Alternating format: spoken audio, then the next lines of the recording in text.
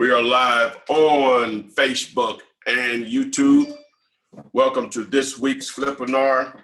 This is Ty, aka the Flip Man.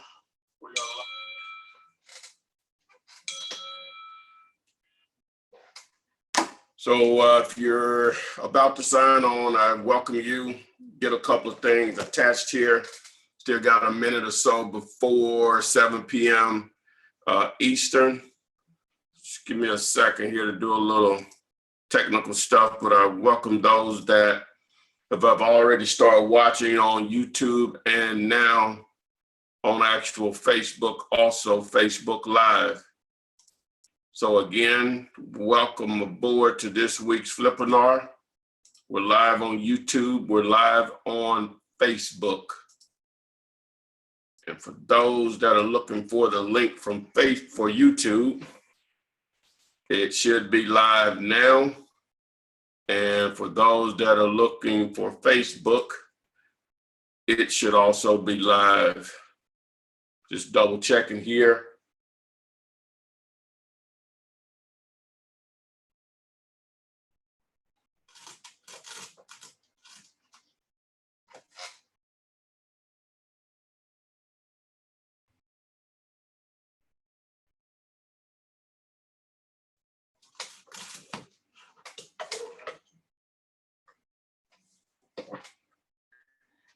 So boom, but for those that are here, hopefully you can hear me well. I tried to test this earlier today and things were working the way they should have. So again, if you're live here, boom. So I should be able to answer questions from Facebook and from obviously YouTube. For you're entering to the chat on both. Just make sure that you help us out and announce where you are. I'll just go back and forth between the two. So welcome from YouTube and Facebook live on this week's Flippinar. Not aware who I am, I'm Ty, aka the Flip Man. I'm more known on YouTube than I am on Facebook. So you can simply do a search for the Flip Man on Facebook. I have over 200 plus videos to tell you everything you need to know about wholesaling houses, which will allow you to put deals together without using your own cash or credit. So again, welcome those that are already on Facebook and those that are on YouTube. We're going to start this Flippinar. It's really simple. I had a more, I guess, structured repeat Flippinar before, but I thought it would just be best if I just open myself up to allow anyone to tap into my 14 plus of ongoing experience, 14 years of ongoing experience of wholesaling real estate, where you don't use your own cash or credit to put deals to make several $1,000s per transaction. There's no limit on the number of deals that you can actually make money on. So again, I'm ready for questions. If you're already in the chat on YouTube, boom. If you're on Facebook, I'll answer them from there also. I'll try my best. I'm a one-man gang here. This live stuff on these social media sites is not as smooth as it should be. I had to invest in a little bit more equipment. I thought I was doing myself an injustice by not being on Facebook also. And I think I may be froze on Facebook. So if I am, please forgive me. So let me check that out over there. No, I'm good. It just froze on this particular computer here. Boom. Over there. I'm good. It just froze on this particular. Okay, so again, so if you're on Facebook, you can ask questions there.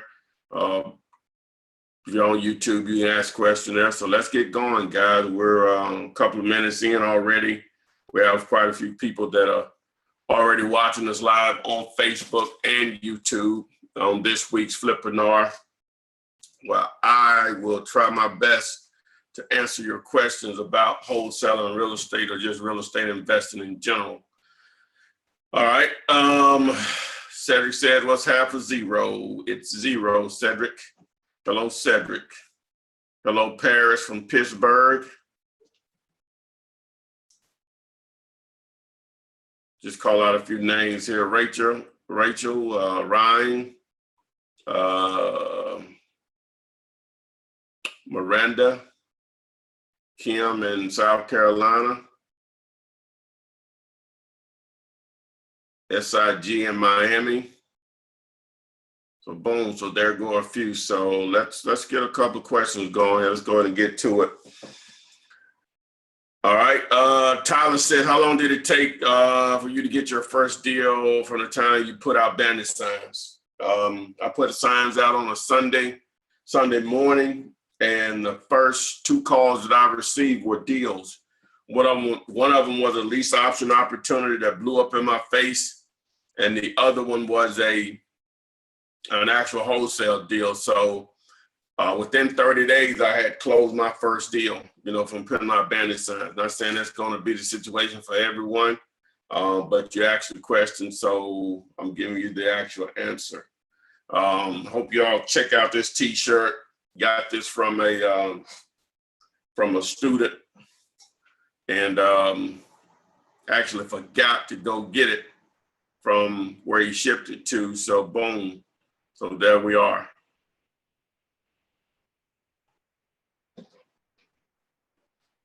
All right, so let me go to the next question here.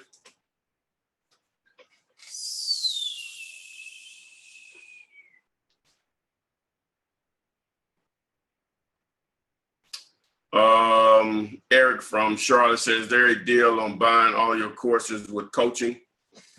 You just have to text me on that because that changes. So just text me on that, 205-492-3425. I'll be happy to answer that question for you. I'm gonna do this like this. For some reason it's freezing. Give me a second, guys. Let me see here. I'm freezing up here for some reason on Facebook.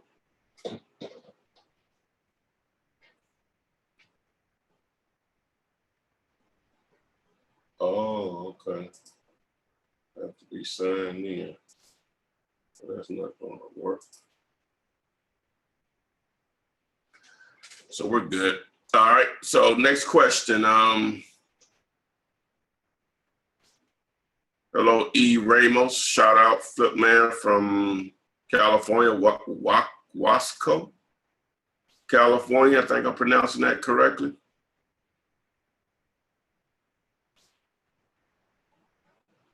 All right, Ryan G says, what is the best time to put out bandit signs?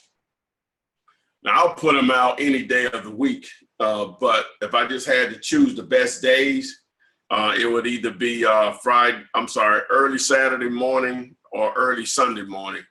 Early Sunday morning is better. I know in my market, it's just fewer people on the road. And so, in my opinion, early Sunday morning is better than any other time frame, early Sunday morning. But I'll put them out any day of the week. So just to answer your question. All right, next question from Christopher. Oh, he said the deal is a no-go. All right. Kim Harris says, on what term do you put up $500 for EMD? Kim, I have to be just almost assured it has to be a deal, and I'm still probably not going to put it in the seller's hands.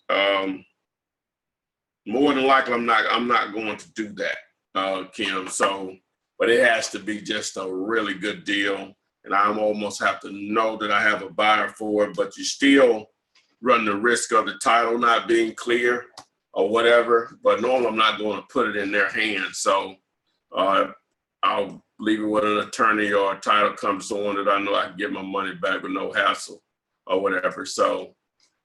But that is possible. It's just normally I'm not going to do that anyway, but I have done it.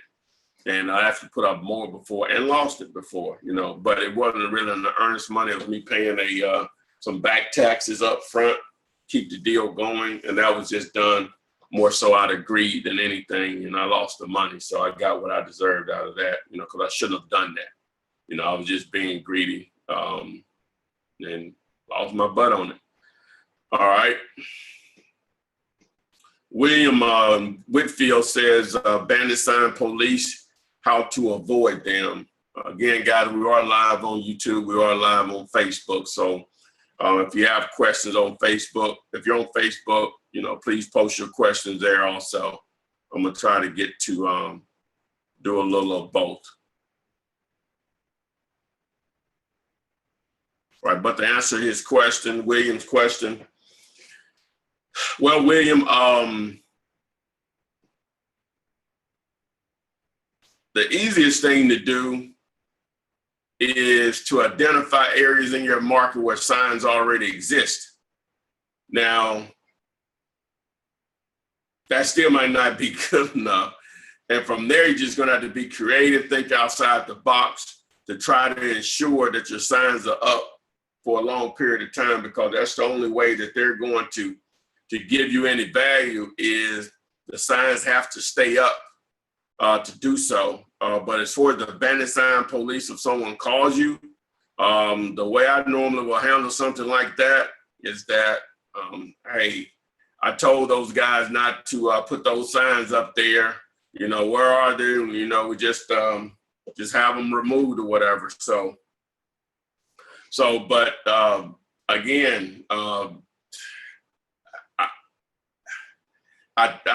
I can't stress to you how effective they are if done correctly.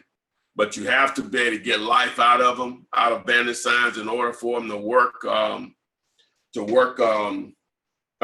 to your benefit. So you have to be creative. Don't put them all out at once. You got to test to see how long they'll stay up. You know, and it just, without me being there to just see your market, I couldn't tell you exactly. I just know that I've experienced some of the same things that you've experienced, I'm sure. But the first thing I would always do is I would place signs where signs already exist. All right. I know everybody wants to be off by themselves or whatever, but bandit signs are nothing new. Guys in your market have normally already figured it out or whatever.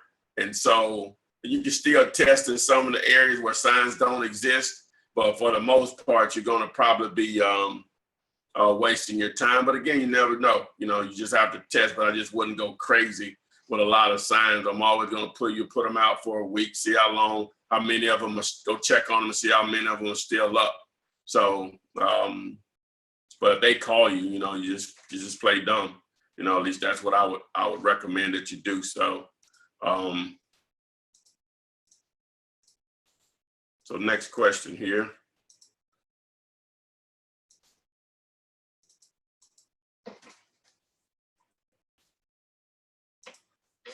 All right.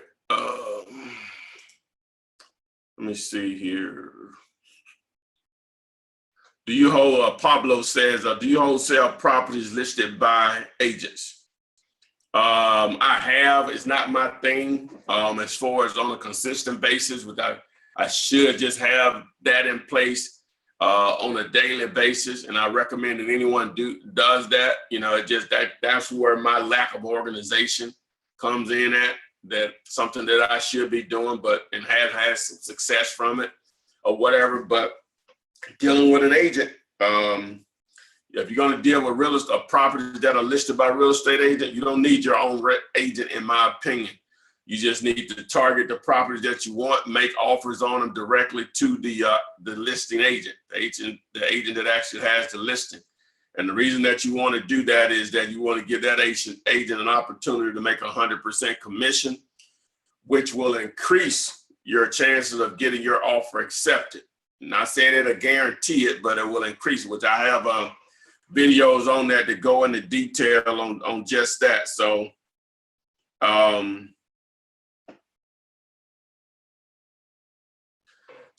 anyway, so that's the thing. So again, just do a search on YouTube for wholesaling houses using real estate agents. You'll see a couple of my videos that explain. So I don't think I have a question from Facebook yet. Let me refresh this. Maybe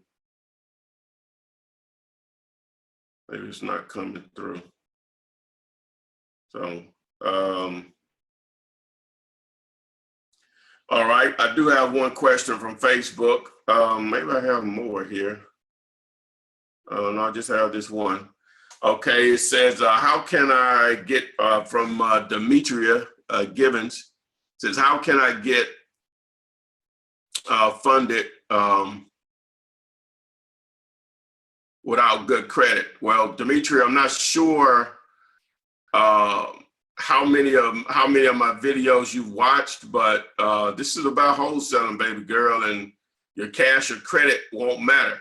That's the great thing about it, is that your actual cash or credit won't matter when you're wholesaling properties. You're understanding how to take control properties with a purchase and sales agreement, aka a contract, and basically a cash buyer will buy your position.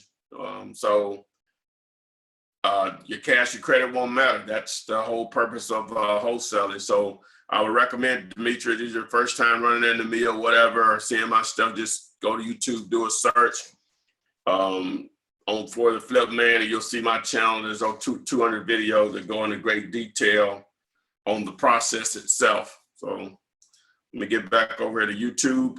So what we have here is, so Kathy R, Cat from Jersey Shore, what's going on? All right, so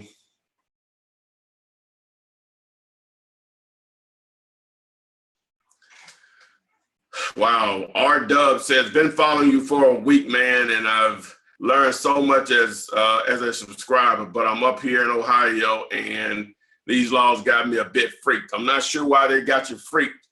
My best student, and probably my second, well, she's going to be probably in the top 10 student, are both in Ohio. The one student that I'm talking about started out with me in 2009, and he transitioned. He did a lot of wholesaling, but he transitioned. I guess he's still doing some wholesaling. He just keeps the properties that he wants. He has over 40 houses now paid for, renting them out. He's exceeded me, so I'm not sure what you're freaked out about, because wholesaling is alive and well in the state of Ohio, as it is in any state. I'm not sure what you're tripping about, man. You're overthinking it. Don't listen to people that have never done a deal before. Get out there and do it. There are no laws that are going to prevent you from assigning contracts. Nothing prevents you from doing that. All right. Eric says, he's already asked that question. All right. Ralph Lopez, hello, Flip Man. Hello, Ralph. Candace, hey, everyone. Hey, Candace. All right. SIG says, how many deals do you close a month? Anywhere from 3 to 7 is the range for me. So all depending on how effective I'm at of a marketing job that I'm doing. So anywhere from 3 to 7.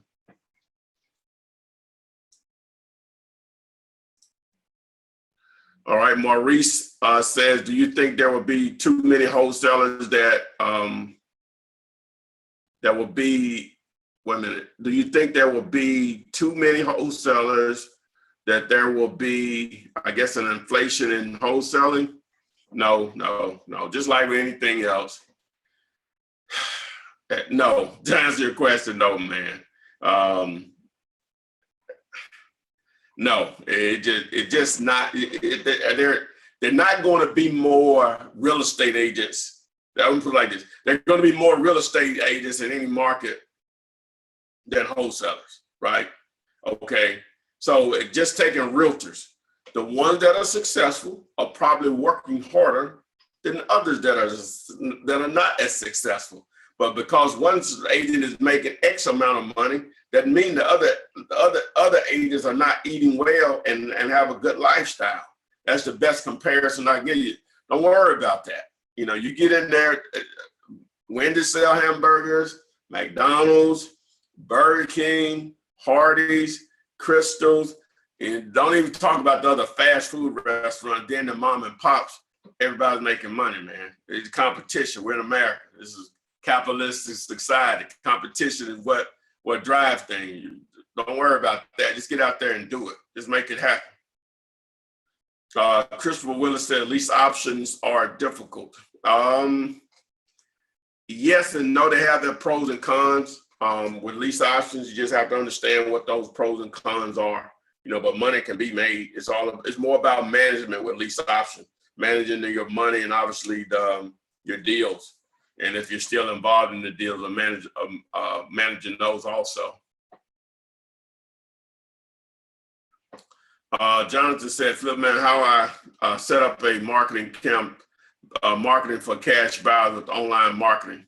First question, I'm going to always ask you, Jonathan, do you have any deals? Do you have great deals? You need to answer that question first, because buyers are easy. There's no marketing plan really needed. Let me back up. You do need it, but do you have great deals first? Let's answer that question first before we get into buyers, because buyers are easy compared to sellers. You need to focus on the harder part, which is selling, which is great deals. All right, let me go back to Facebook here, see what we got.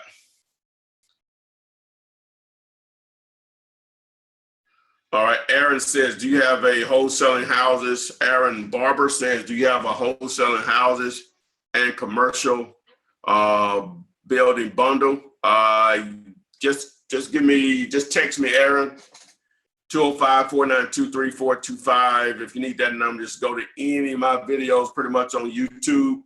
Just do a search for the Flipman. You'll see my phone number there.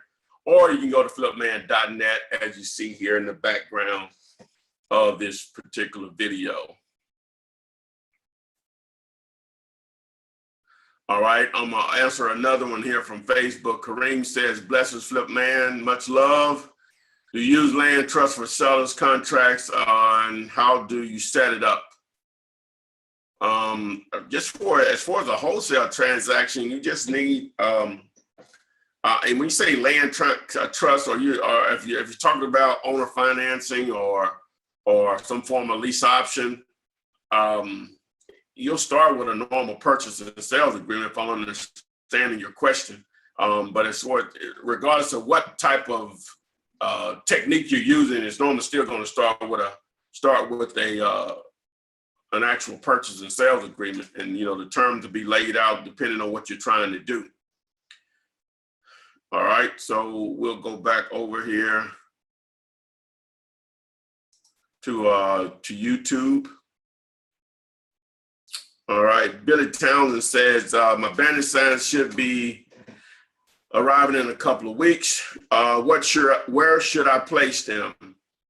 I'll answer that. Well, should I separate one area or should I spread them out? Should I ever take them down? All right, number one, where should you place them? As I mentioned earlier, is that the easy thing to do is to place them in areas where signs already exist. Is what I would recommend. Banner signs are nothing new. We all want to be in areas where no other banner signs exist, but more than likely what that simply means is that those areas have been tested and you're wasting your money and time because they're going to come down too fast. As far as how many you should put out in a particular area, I say at least between 30 to 50 in a particular neighborhood. So if you have 100 signs, 3 neighborhoods max. As far as with that small number of signs, I'm probably only going to do about 2 neighborhoods in reality with that. But you can stretch it to 3 different neighborhoods. And what I mean by neighborhoods, different parts of town. Like here, you may say West End. Another part of town may be called East Lake. Another part of town may be called Inns. I'm just naming areas in my market, but most cities are set up like that. They're all within the same city or metro area, but they just have titles on them. Most of you all that are familiar with your markets, this. You know the differences. So, and should you ever take them down? No, there's no reason. No, don't take them down. If you have to take them down, it's going to be tough, not impossible. But if you're taking them down every week, that's tough. Let me see what we got in Facebook. All right, we don't have anything here. All right, so let's see. Irama says, What can you do if the seller doesn't want to sell anymore, but you have a buyer? Nothing. That happens, man. It happened to me recently. 9 big ones, $9,000. You know, I couldn't make her sign the contract. And even if she had signed the contract, she called me and changed her mind. You know, I just let it ride. Now, some people may not do that, but it's just not going to be worth me trying to, you know, just go to court for and what it would probably cost with just a possibility of winning. I just let it ride. I had a buyer ready to go on that deal. And 9 big ones. He was closing 5 to 7 days. So we got a clear title. So you let it ride, move on. Don't put a lot of things. I'll probably follow up with them, you know, at some point. But me, you're asking what I would do. I would just let it ride. All right. Let me see here. Did I miss one? I missed a couple. All right. Replay BJ. How to do deals speaking to property managers. Will speaking to them lead to deals? It's just going to depend, man, because some property managers will think that they will lose a client. I'm assuming you're talking about multifamily, possibly, I guess, even just single family homes.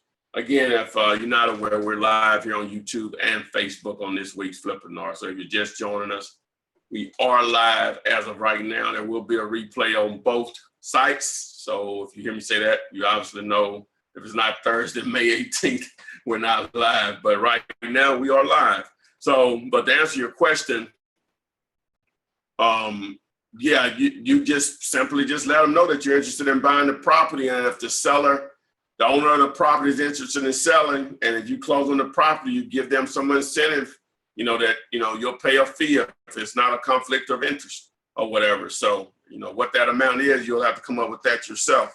So yeah, but it's just a numbers game like anything. Most won't, but enough will. You know, that's my motto. Most won't, but enough will. Barry Shea says you're giving out free training today. Oh, you mean like I'm giving away free courses? No, Barry, I'm not going to do that, I don't think. All right. Monica Hill says, I want to expand my territory. I love in Michigan, how do I get out of state deals? The internet is a powerful tool. We'll probably start in 1 or 2 ways. Buying a list no different than you would in your market, an absentee list, and targeting a market. You'll have to obviously do your research and due diligence as much as possible from a distance, and or just use the internet, Craigslist, Zillow, places like that. It's a tough road, but it takes a lot of persistency and hard work to do deals that way. But yeah, you have to have some other things that fall in place, because now you're going to have the seller and the buyer there. You won't be there to keep them separated whenever the buyer wants to see the property. So that's part of figuring out how you're going to put your deal together. Let me go back to Facebook here.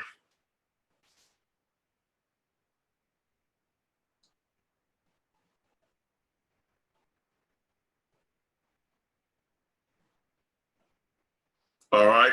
Juan said, I'm having a very difficult time finding deals in my market. Well, Juan, I guess my question would be to you is, what are you doing to generate leads? It would be my question. If you're looking for deals, that's one thing. If you're doing some marketing and the deals are coming your way, that's another. So that's the first thing I would want to know is, what are you doing to generate leads? Really not answer your question. So, but I would have to know that information in order to possibly help you out on this week's live Flippinar on YouTube and now Facebook. All right, let me see here.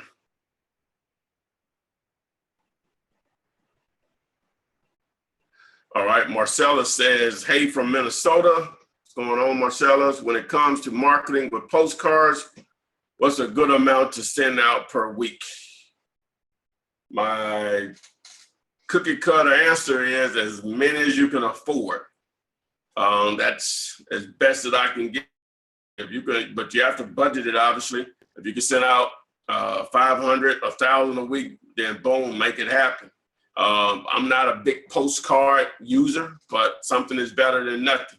I think there are more efficient ways of doing direct mail, but just to answer this particular question, as many as you can afford. You know, you obviously want to space it out. So if you're going to do 100 a week, then do that. But as many as you can afford.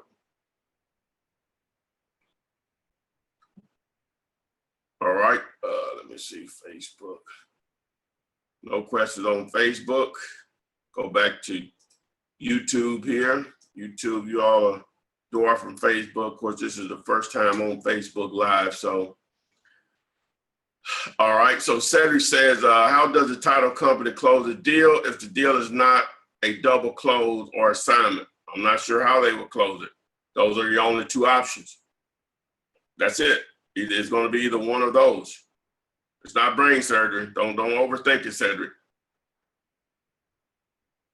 Off-roader says, do other wholesalers take down your signs? I'm sure it's happened. I'm sure. I can't just guarantee that or just totally say 100%. But yeah, I'm sure that happens. Ooh, we got a lot of questions here. Let me see. Lost my place.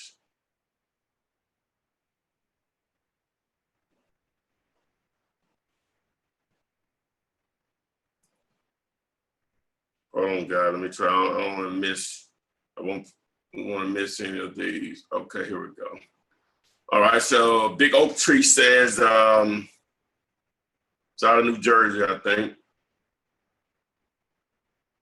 All right. I'm in a conversation with a homeowner that's selling property. The problem is that she has a realtor and has posted it on realtor.com. She wants me in the mix. If she has a realtor involved, you can still do the deal since you're dealing directly with the actual owner, but she's going to probably want the realtor involved, and the realtor is going to give their 2 cents on how that should work. So, you know, be prepared to possibly pay some earnest money, and they may even want you to do proof of funds. But the good thing is that you are speaking directly to the decision maker. So hopefully that'll work out for you. All right, back over to Facebook. Question from Kareem. At what point after contacting the seller do you inspect the property? And how much do you pay for inspections? And do you do them or a contractor? Well, after a seller and I have agreed on a price over the phone in most cases, that's when I'll go out to view the property. And I'm normally going to video the property so I can upload to YouTube. But as far as an inspector or a contractor, I'm not using either one of those. I don't need those. It's not difficult to come up with an amount for repairs or whatever. So you just need a ballpark number. There's no exact number. So to answer hopefully that answers your question, Kareem.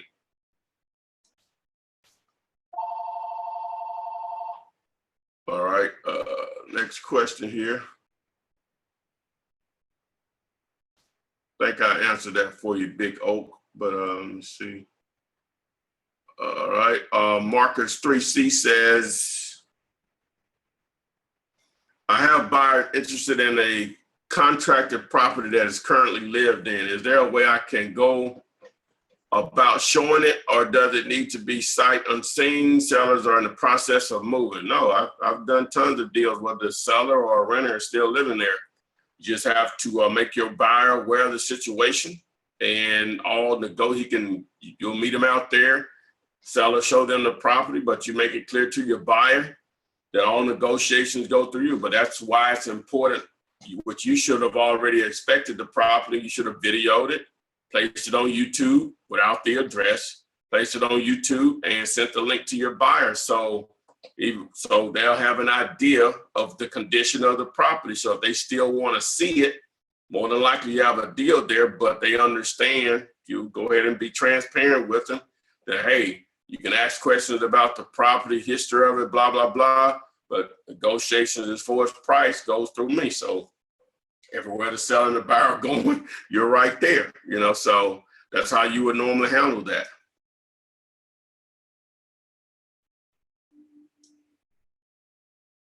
All right.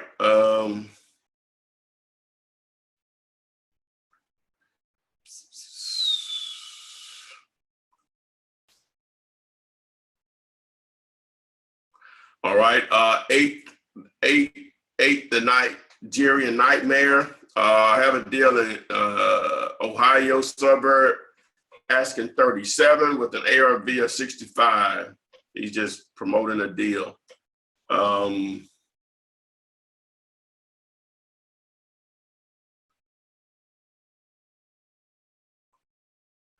right, Solomon Green says $30,000 mobile home worth 95. It is in a senior citizen park and it says have to be 55 or older to buy. Should I negotiate or should I walk?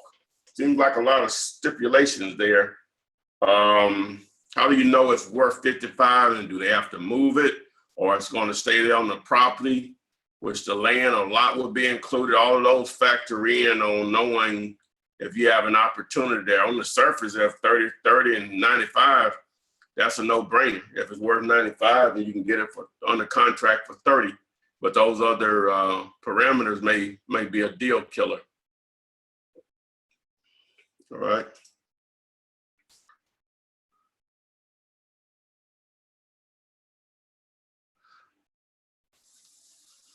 All right, I'm looking over here on YouTube. Kevin Davis, I'm going to need one of those shirts, man. I'm trying to remember who sent it to me, man. The student sent this shirt to me. I can't remember who sent it to me though. Let me see here. Next question.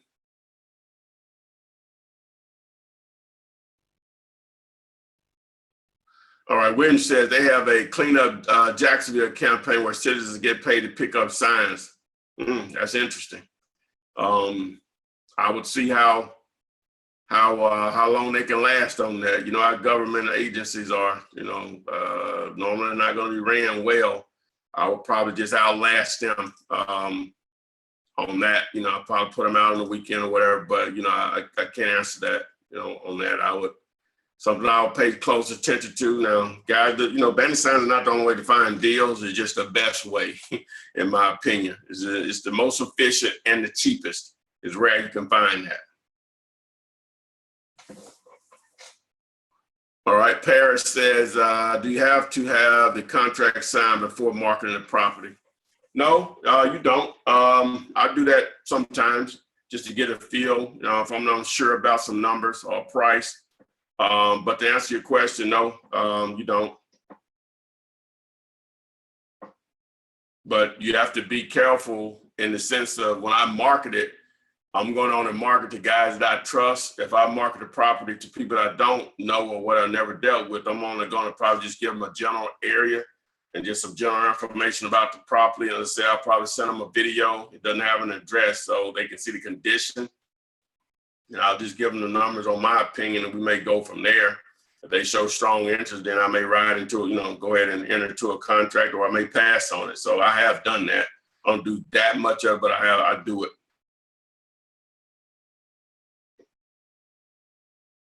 All right. Deborah Milton said, what if your account is big on no bandit signs?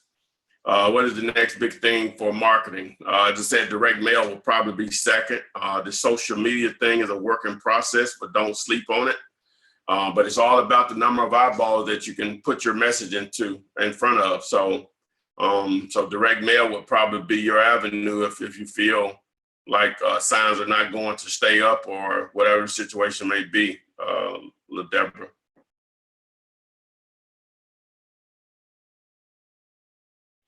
All right. Mel Dixon says, again, we're live on YouTube and we're live on Facebook on this week's Flippinar. Hopefully this will continue on both sites, both platforms. But Mel Dixon says, I watched a video where you said you used 2 purchase and sale contracts to close. I thought you did assignments instead of double closing. you're using two purchase sales mean you're doing a double close. No, the two contracts is only so for negotiation purposes. I don't negotiate assignment fees with buyers. I negotiate a price. And so in order to do that, I need another contract and not an assignment contract, a purchase and sales agreement. And so it'll still be an assignment that's just taking care of at closing. Got our boy Lionel here, a man that the trucker out of Baton Rouge. That's what's up, man. Glad to see you on the Flippinar tonight.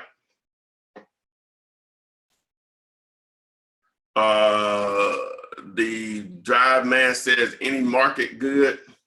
I'm not sure what you mean by that, the drive man. If you're asking to choose a market, in my opinion, all markets are good. Some are better than others.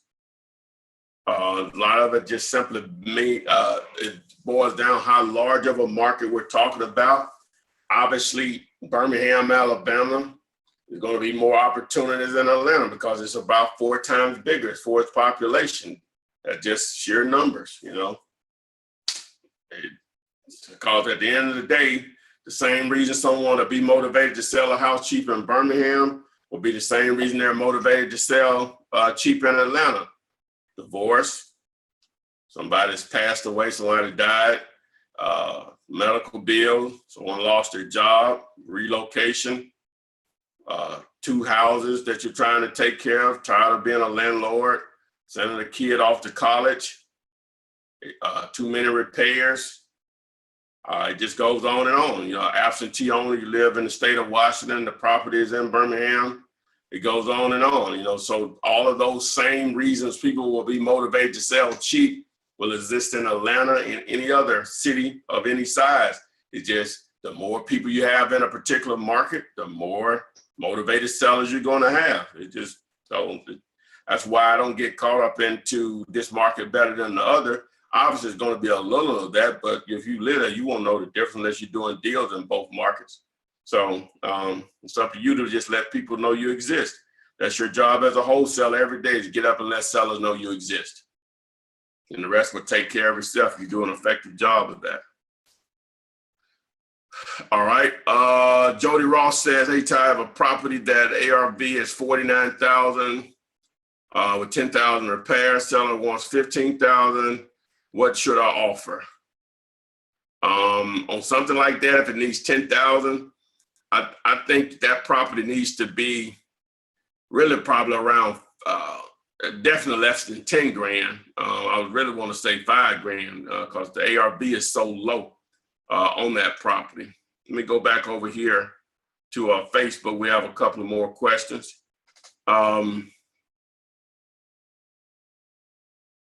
Yeah, I'm live on Regina. I'm live on Facebook and YouTube. You may just need to refresh your screen, Regina, but let me see. So, all right, Regina says, I'm terrified of doing my first deal, but I've made banner signs. You said we'll post them tomorrow. Never filled out a contract, never wholesaled the house, so it'll be new. Any advice? Well, you're taking action, Regina. So the main thing is going to get your signs out. I have free videos on how to fill out a contract. I have videos on what to say to sellers, what to say to buyers, how to fill the buyer's contract out. So everything there on my YouTube channel that you need to know for free. So, you know, dive in. Don't be afraid to make a mistake.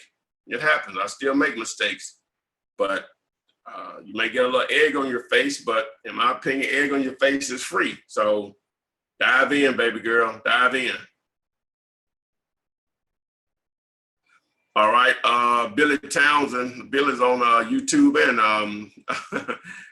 Facebook. He said, where do you go to set up your website? I guess it's probably a little easy to get on Facebook. The questions not as many, but man, so many places to get a website up.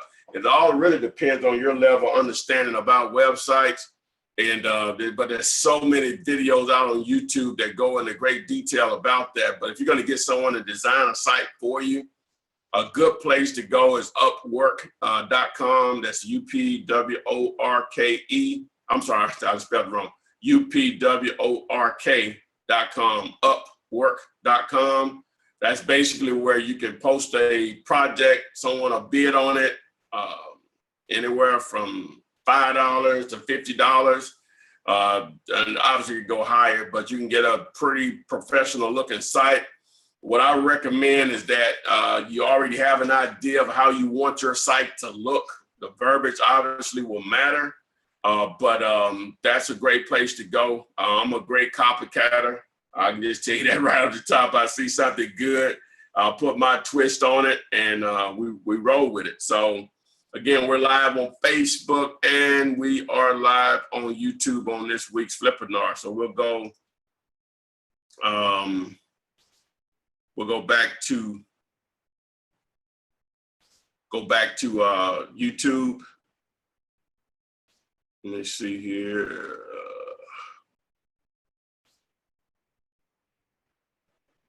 All right. Juan says, hey, brother, do you outsource any activity of your business? If so, what exactly? I've outsourced a lot of stuff over the years, such as websites, graphics that I need or whatever. I've done answering services, all that stuff. There's a lot of great technology out there that makes this process easier, but some of it I've learned and don't think I really need it. It was a waste of money, in my opinion. But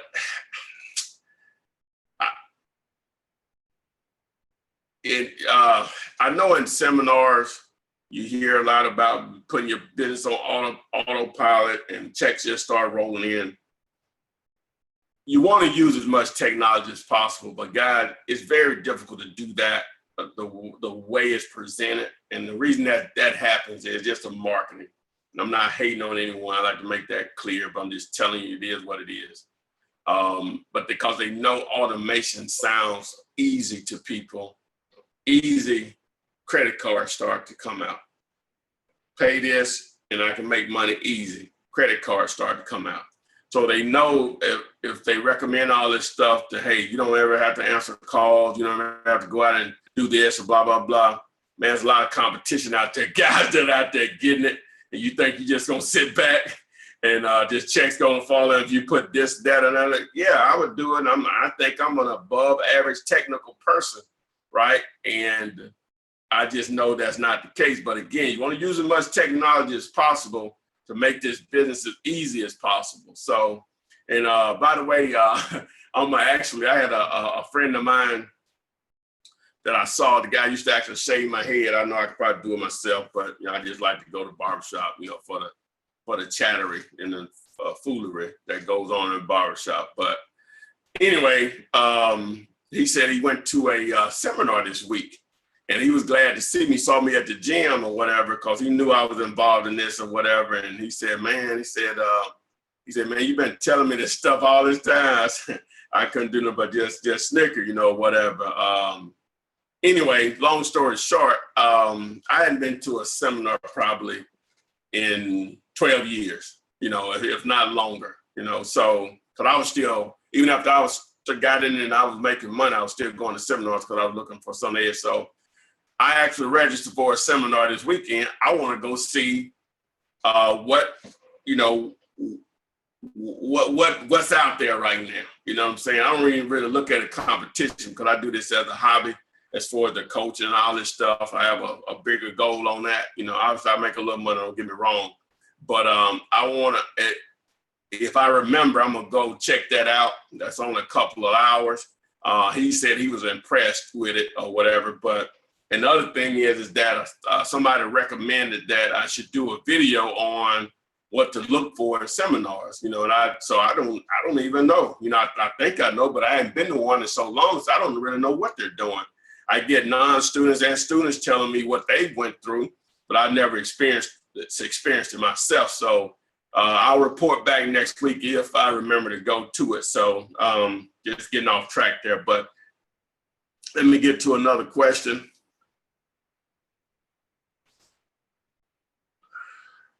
All right, Billy Town says, what do you think about Freedom Soft software? I've never personally used it. People have mentioned it to me over the years. Again, it's a tool. If you can use it to find deals or help you to research or do due diligence on deals, then roll with it. You know, it's all about if it's going to produce results. I don't care what you're using. Information is powerful. All right, Christopher Galvez on Facebook says, what company would you recommend for direct mail? I use listsource.com and I use Melissa. I'm assuming you're asking about the actual list for your direct mail, Christopher. Kevin Davis, even though I answered this question, but since it's on Facebook, Kevin, I'll answer it. Putting out banner signs when is best. When is the best time, I guess is what he means. Sunday morning is the best day. Saturday is second. But I actually put out signs, it doesn't matter, any day.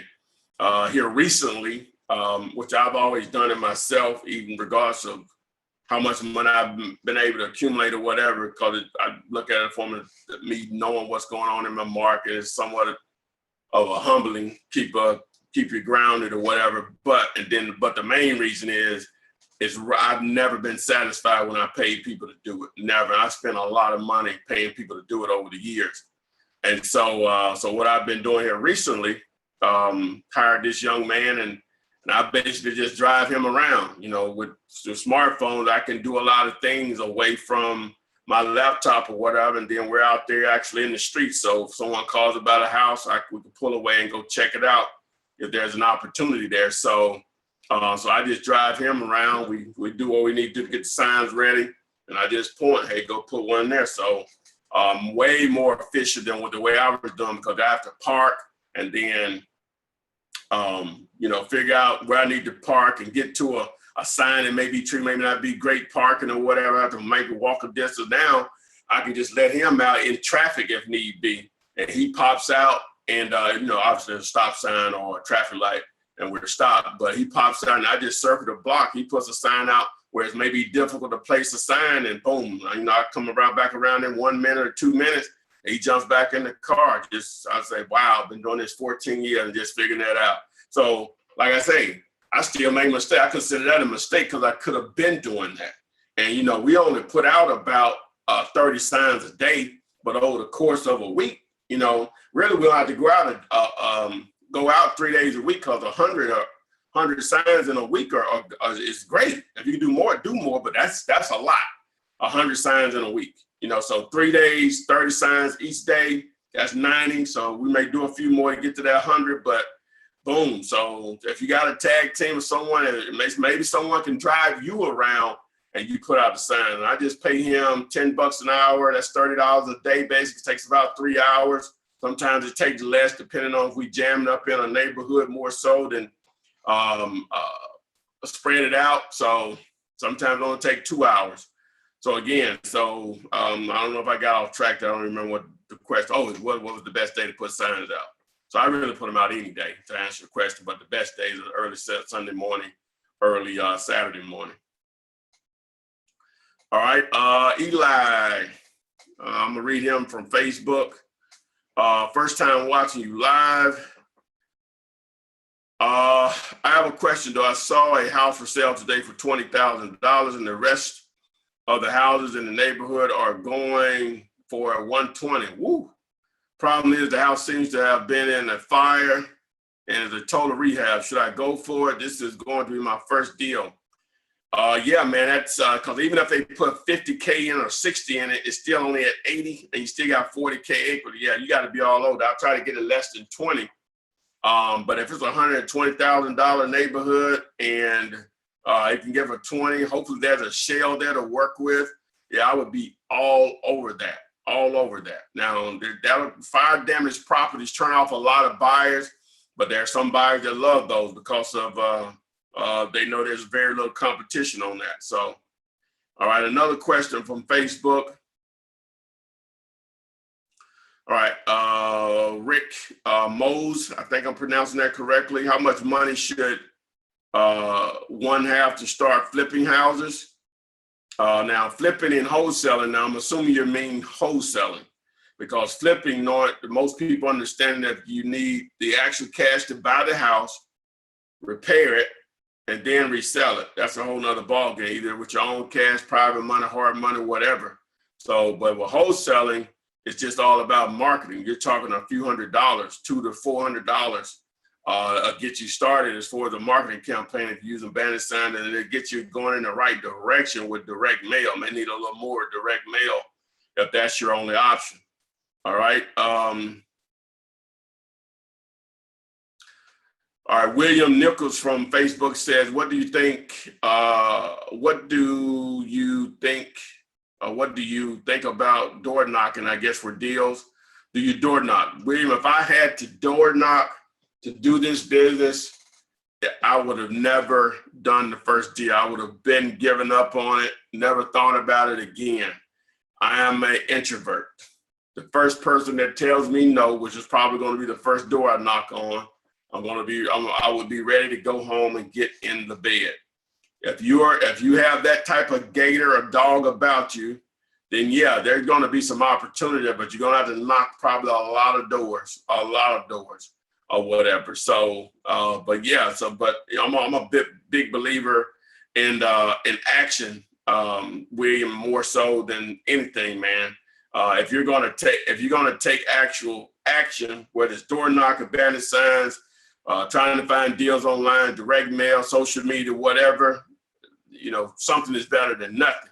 But you have to, whatever you're doing, you have to understand in most cases, it takes a lot of contacts with sellers in order for that to turn into actual deals. So as long as you understand that, you'll be okay, because it takes work, man. But door knocking wouldn't be my thing. But hey, if you're a gator like that, most definitely dive into it. All right, Pace Mark says, "Are signs illegal in your town? Are signs illegal in your own lawn and family, etc.?" I'm gonna. I don't know what your ordinances are. Sometimes it may be neighborhood associations or HOAs, homeowner associations. They may prevent that, but in most cases, I'm going to say no. There's no way for me to answer that. But signage in your actual yard is just going to depend on the neighborhood and how strict they're on your neighborhood. So Rick, yeah, I answered your question for you then, Rick. Back to YouTube. I don't want to neglect you guys over here.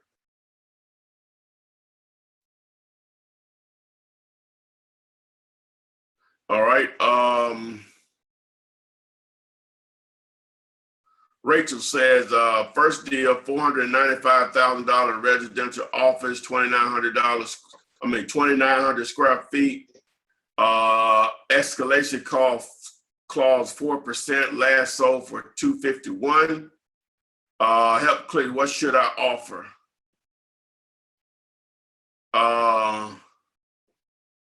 I'm assuming, Rachel, you mean they're asking $495, or I'm not understanding the price that they're asking and what's the ARV.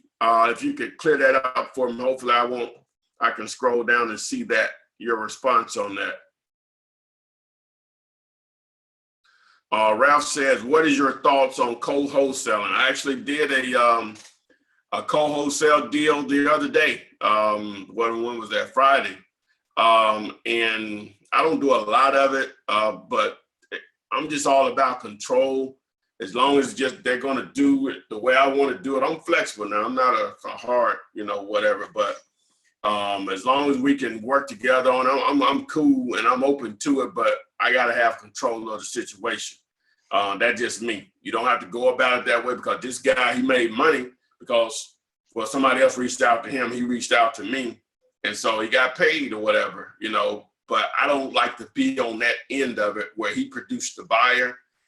If I'm going to co-wholesale, normally I'm going to have the property, the contract, and another wholesaler brings the buyer to the table.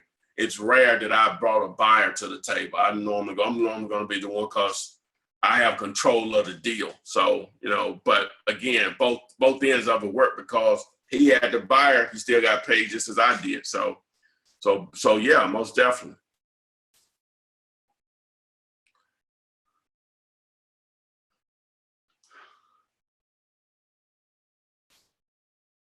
Bear says, giving away a free course tonight. No, sir. All right. Ruby says, do you have any students in Arizona? Yeah, actually, I didn't even know he was one of the original students I had. I can't even think his name is Michael. He has his own course and everything that he does right now. So yeah, to answer your question or whatever, but Ruby.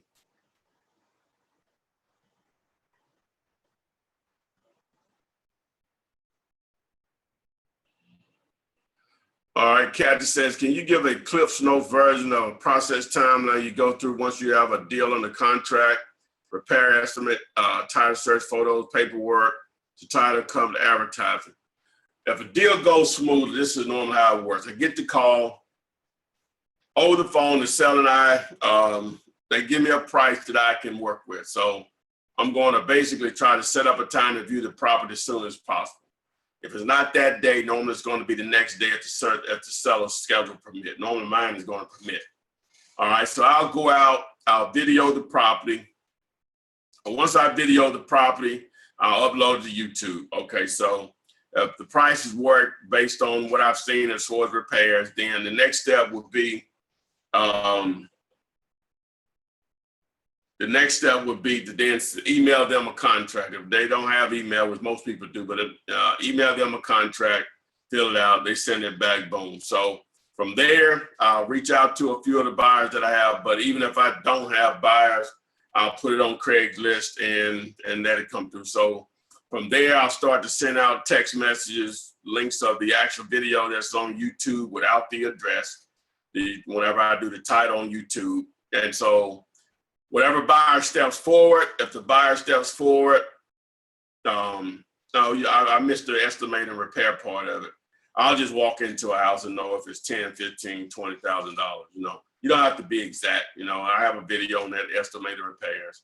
So that's before we go to contract. So we're in contract now to say I'm promoted to buyer. Buyer steps forward.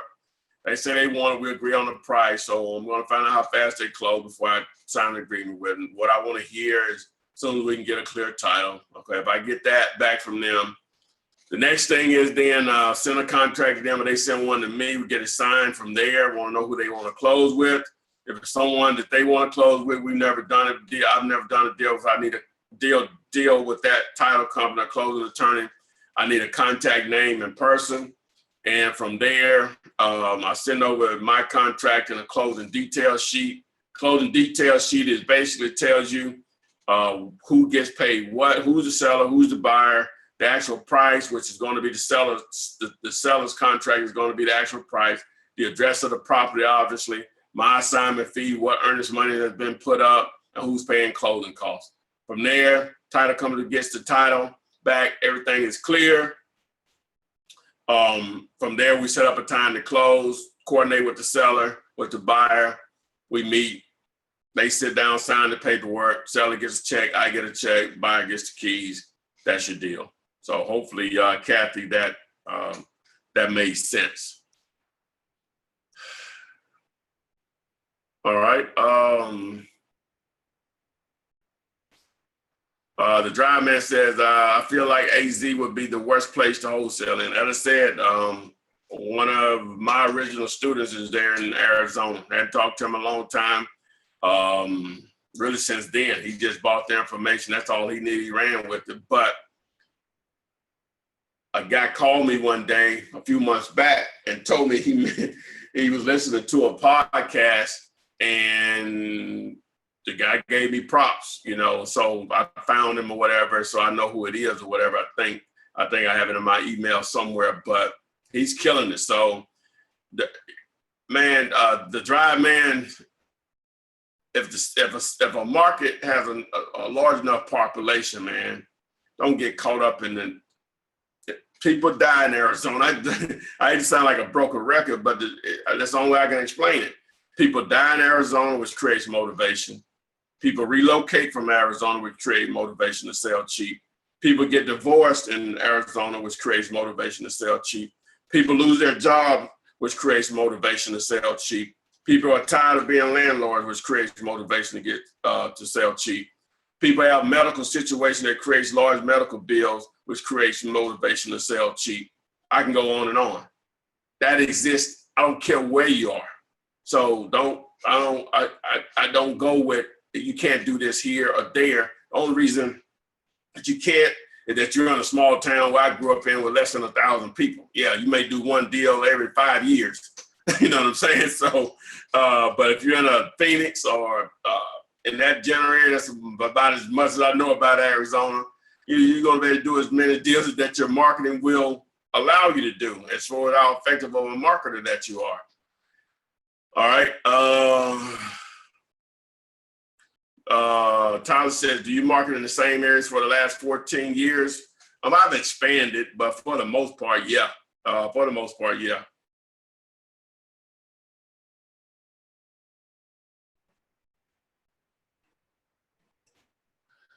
Ralph says, where would you say is the best market for motivated sellers? There's no way I can tell you that. I guess that diatribe I just went through, Ralph, explains to you, doesn't matter where you are if there's enough people there.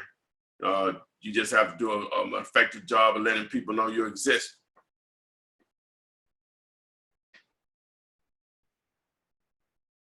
E. Ramos says, should I only buy houses 20 to 40% off, or what should the best bet?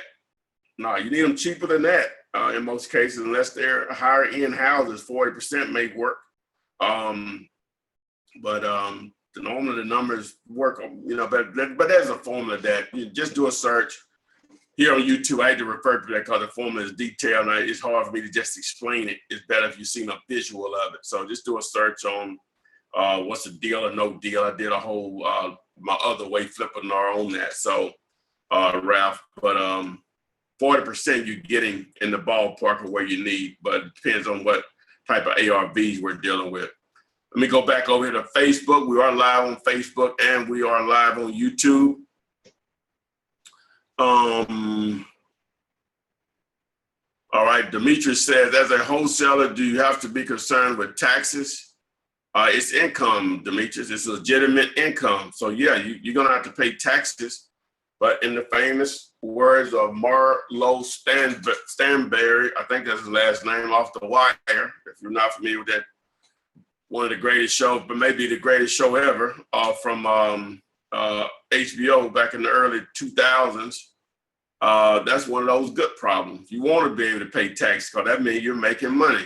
I'd rather pay taxes on a couple of $100,000 than zero.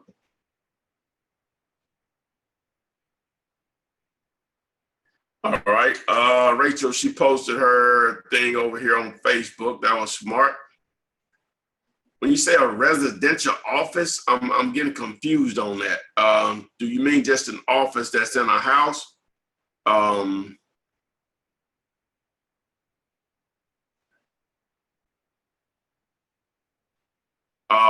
don't.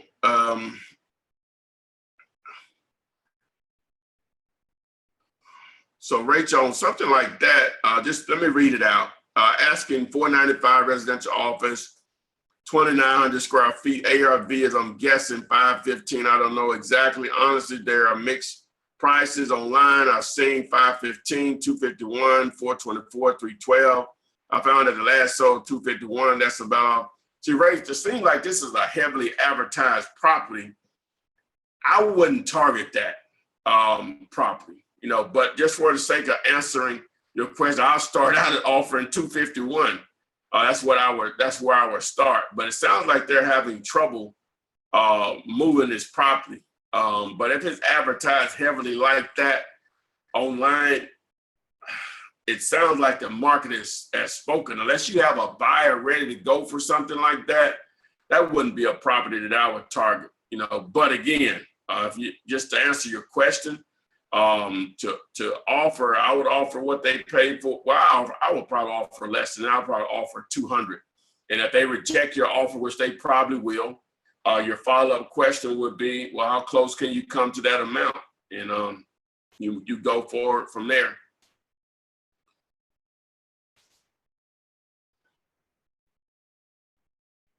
All right, Tyler said, what's your Facebook name? It's under flipman.net, same as here on YouTube. It's on the flipman.net.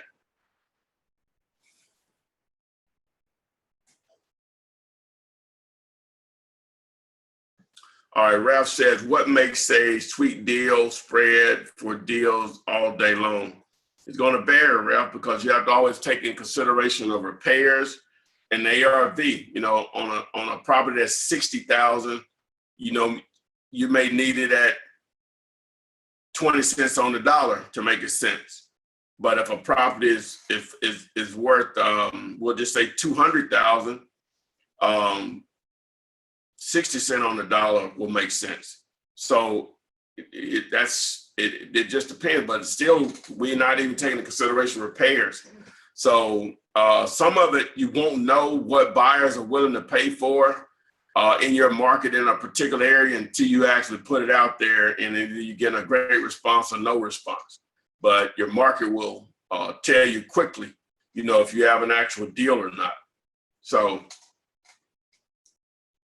hopefully that answered your question. Let me go back over here to Facebook. I don't want to leave these people out. Yeah, Demetrius, The Wire was great. Avon Barksdale, Clay Davis.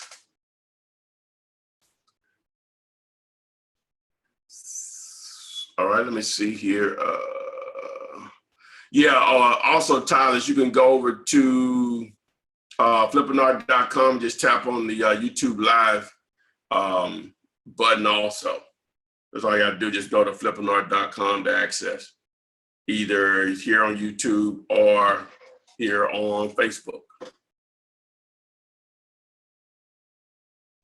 All right, Brian says, how can I do deals when I contact a listed property and I'm speaking with the property manager? I think I answered that a little while ago. You have to go back on the replay on that one, Brian. I won't go back to that.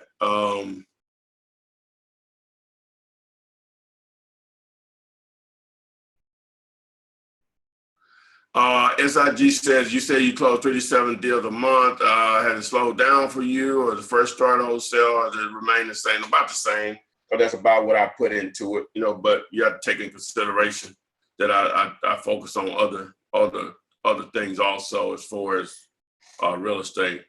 We're talking about houses, so.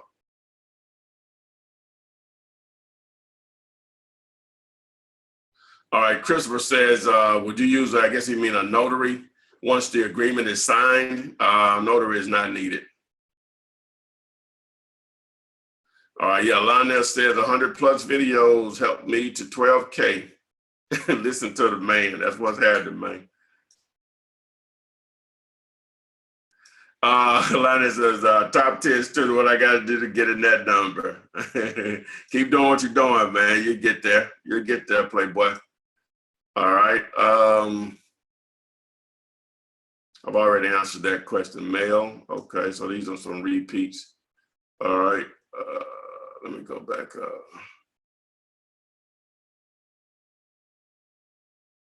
Okay, I skipped some. Ooh. My bad, guys. Oh my. Okay.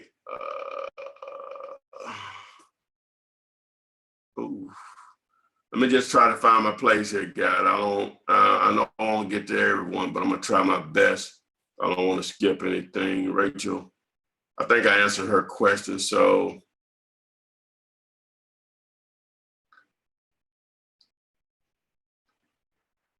Okay, here we go. Okay.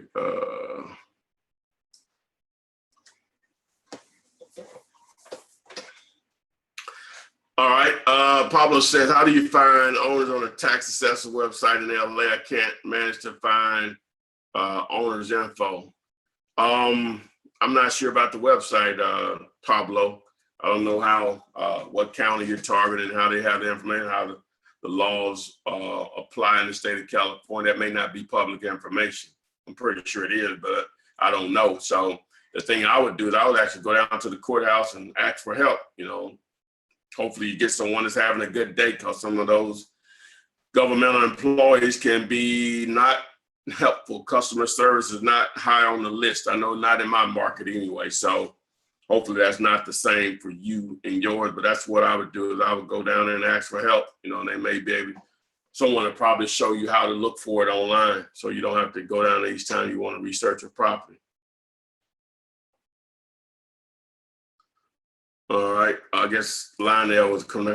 Never half of them are lazy. The cost of double closing. Ralph says it's worth the cost of double closing. Not in my opinion, you know, but you know, the more than one way to skin a cat. All right, Linus says Bennett signs only had no buyers made 12K. That's what I'm telling you. It's not hard to find buyers if you have great deals. You know, spend very little time on that. You spend your time on finding great deals. Thanks for the comment, Off-Roader.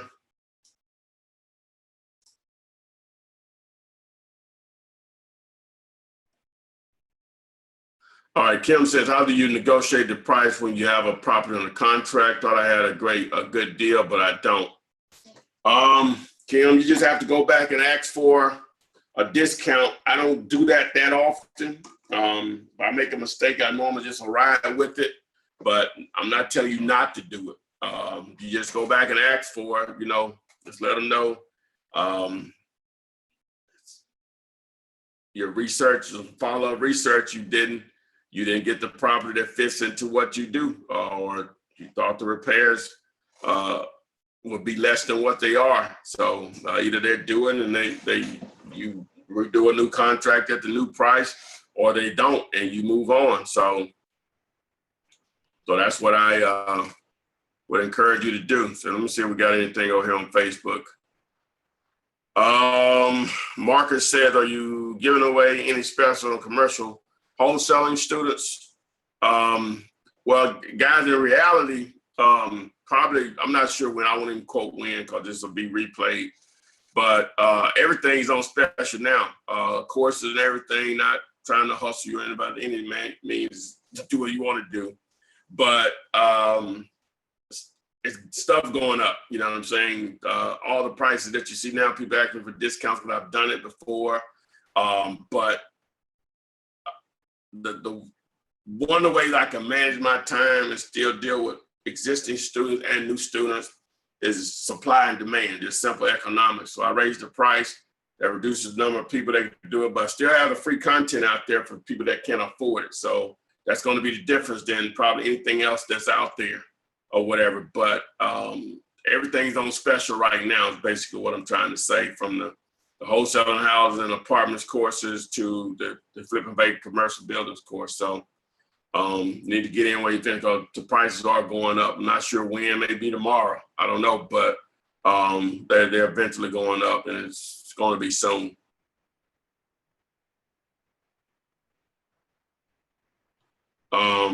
Okay, yeah, I answered that question for Solomon. So back over here to YouTube. I'm going a little longer tonight because we're on Facebook also. So I'm gonna give it a little longer go.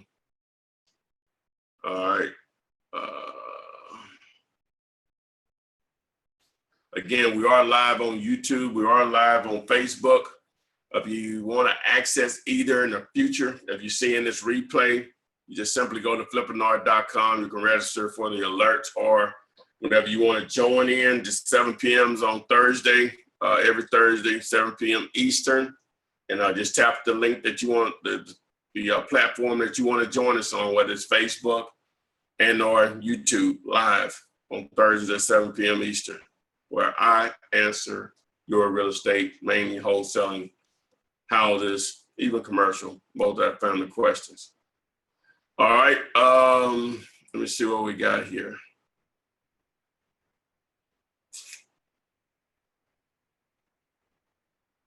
All right, Anthony says, what if you have looked up a property and discovered that it is owned by a mortgage company? Is this a situation that I should not invest more time into? Yeah, because that's a bank-owned property. That's an REO. They just may have not put it back on the market yet. So you can follow it if you want to purchase the property outright, whatever. But as far as a wholesale deal, I wouldn't waste any time there. But again, I don't know everything. I'm just telling you what I would do. I would move on. So.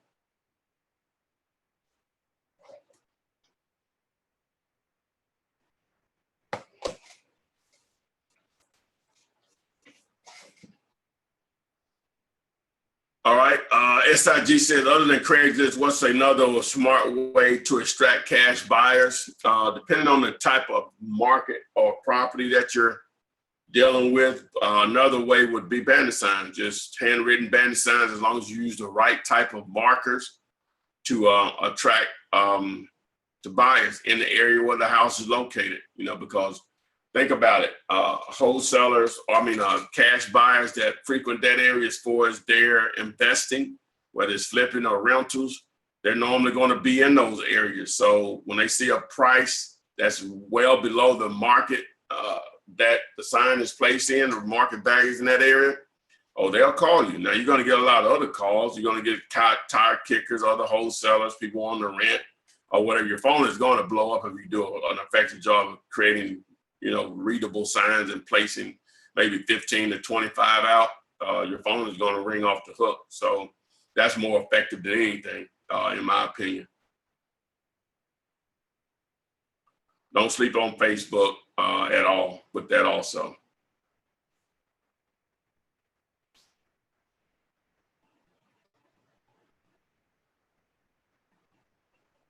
All right.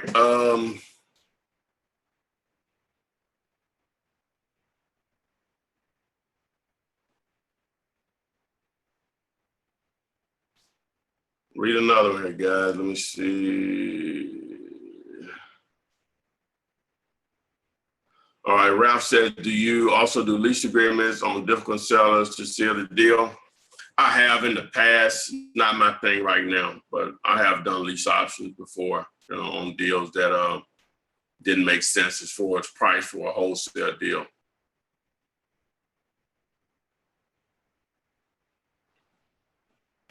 All right, Kelly says, hey, Flip man, how's it going? How do you handle properties with mortgages as far as setting a price for the buyer? Well, it really doesn't matter about the mortgage in the sense of setting a price. If your deal works with the seller, example, the price you need to make the deal work is $50,000 and the mortgage is $30,000. That won't have anything to do with the buyer. That $30,000 will come out of the $50,000 that the seller is getting. So I'm not sure what you mean by that, but that won't have anything to do with that. Let me go back over here to Facebook, see what we got. Brian Turner says, what is the percentage to use for ARV in New Jersey? 6 or 7%. I'm not sure what you mean by that, Brian. May want to be a little more clear on that. I'm not sure what you mean on that. So that was the only question there.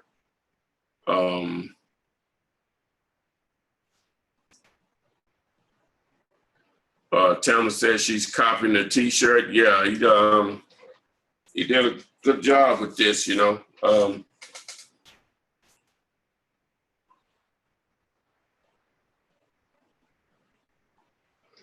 All right. Cursor TV says, do I use the one-page contract for buyers and sellers? Who does the title paperwork? Well, you can if the buyer's okay with it. Sometimes they may want to use their own contract, but whatever title company you use will do the paperwork, whether you're having a title company close the transaction or an actual attorney. So it'll just depend. All right, Glam says, how do you go about getting your first multi-complex with 45 years, can you get a loan? That's a whole nother ball game, Glam. That now you get into what's your credit rating, how much cash you have to put down, all of that will factor in on being able to buy a property like that. Totally different ball game. Nothing special about that. You got the credit, got the cash for the down payment. You can get financing. There's no brain surgery on that. There's no magic one you're waiting on that. It's going to all be credit worthiness unless you just got cash in hand. Anika says, I am a virtual assistant. Contact me. Contact me, Anika. Eli said this is his first time. I think he was on Facebook also. All right. She's posting what she does there. Okay, that's cool though.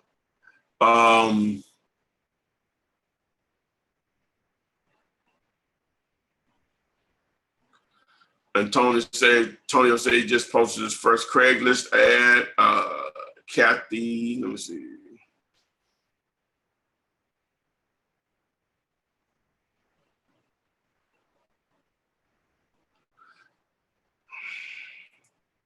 Okay, Kathy said, do you know if the trucker from Baton Rouge that you interviewed on YouTube wrote out his own funny message on 18 by 24 signs, or if he had dirt cheap signs to pre-print the message? No, he hand wrote those on 18 by 24s.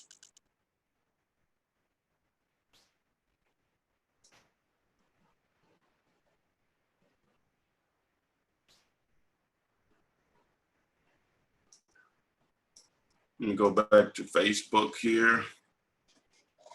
We don't have anything. All right, guys, let me see here. All right, Lionel White said, if the price is too high, how do you go back and ask for a reduction? I'm assuming, Lionel, you mean if you don't have it on the contract, you just ask them.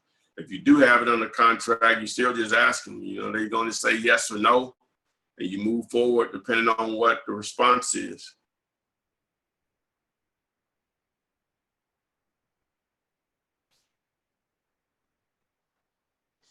I think I answered those for you, Eli.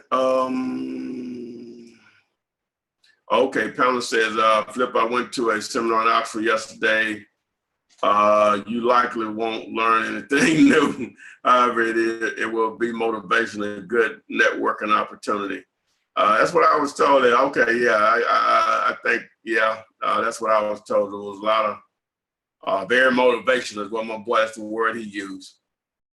Then she said, and it is an upsell, of course, the upsell. Okay, Lionel, I'll answer that question for her. All right, I think that'll do it, guys. I've went an hour and almost a half here. So we're on Facebook, we're on live on YouTube. Appreciate everyone that came out tonight. Hopefully this was a helpful Flippinar. Share it, tell a friend, family member for next week. You can access to flippinar.com. But again, everyone, I appreciate that everyone participated with questions. Hopefully that helped others.